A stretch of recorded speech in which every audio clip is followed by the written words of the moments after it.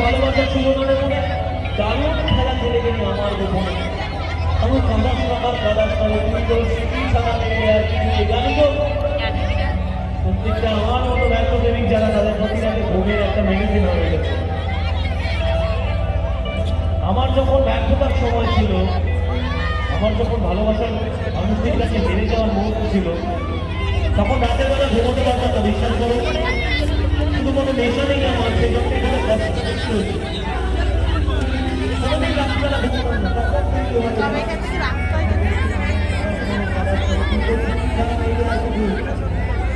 বুঝতে পারিনি